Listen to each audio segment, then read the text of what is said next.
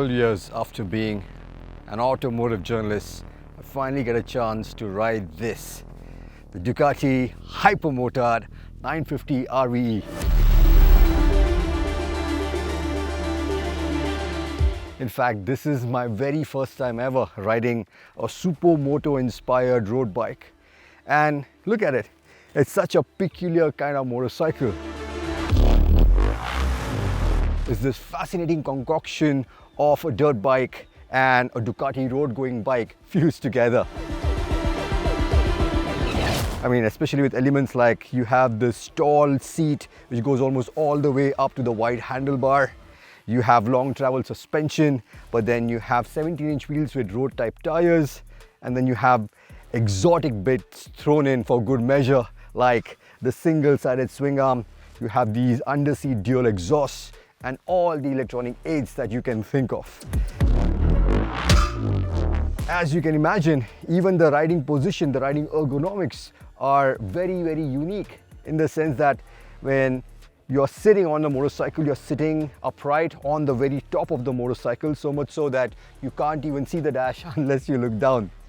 So needless to say, it did take me some time to wrap my head around this motorcycle, to even understand how to ride it. But the more kilometers we clocked together, the more I started putting all the pieces together. The smile on my face only grew wider and wider. If I have to describe the Hypermotard in a word or two, the first things which come to my mind are explosive and raw. I mean, this is the same 937cc Desmodromic L-twin engine that we have already seen on the Monster and the Multistar RV2. Makes around the same 114 horses and about 96 Newton meters of torque. But on the Hypermotard, the engine tune is at its savage best, especially in the full power mode.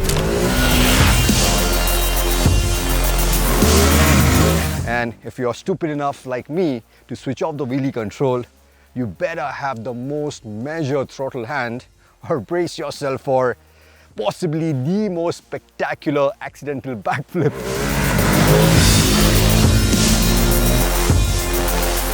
Because the throttle at first touch is so explosive, so responsive that the front wheel is pointing to the moon even before you bat an eyelid.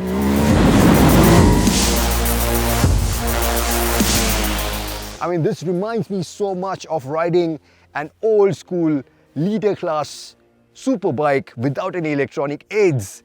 That feeling of being precariously close to that ragged edge where it's your mastery of the throttle and the sanity of your head, which is the only thing helping you walk that fine line between fun and disaster. And that's also the reason why the Hypermotard makes you feel so alive every time you ride it.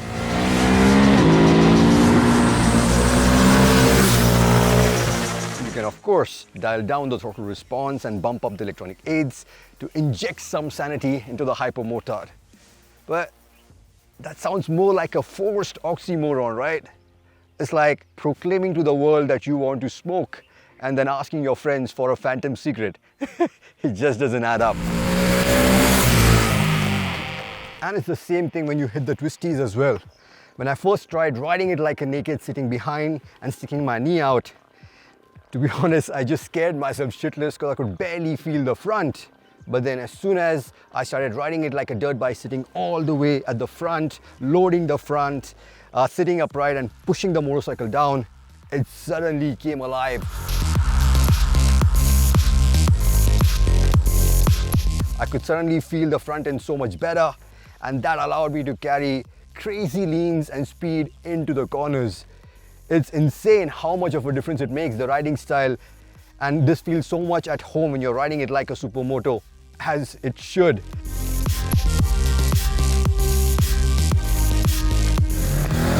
fact, that's the thing about the Hypermotard, yeah? The harder you ride it, the more it comes alive, the more enjoyable it is, because the brakes are phenomenal, the quick shifter is slick, and then of course you have the live orchestra with the loud dual exhaust with all the pops and bangs.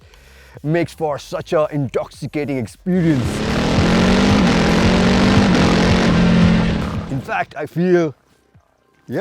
think this is the most fun I've had on a big capacity motorcycle here at Lavasa, because with all of its never-ending set of hairpin bends and of course the dilapidated conditions of the road where most other big capacity super sport motorcycles struggle or feel cumbersome, this one with its long travel suspension and almost 195 mm of ground clearance, you are just sending it over any surface that comes your way with the front wheel up in the air and laughing louder than you ever have inside your helmet.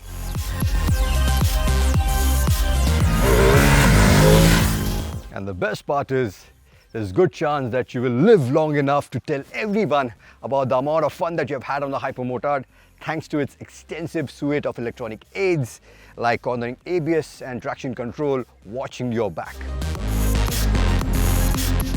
The only anomaly in Ducati's pursuit of providing pure, unadulterated fun with the Hypermotard 950 RVE is the surprising omission of the option to switch off the rear ABS despite its Supermoto genes, which I honestly cannot understand why.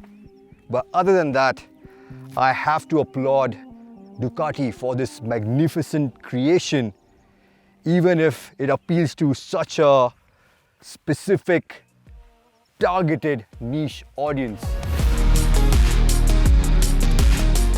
Because yeah, it doesn't really make a whole lot of sense for most motorcyclists. In fact, you can't even put it in the same kind of buckets that we are used to putting motorcycles in. This definitely doesn't make for the best motorcycle for commuting because of its 870 mm seat, 200 kg curve weight, its grabby and heavy clutch, and an engine which absolutely detests low revs and low speeds and makes it known by heating up really quick.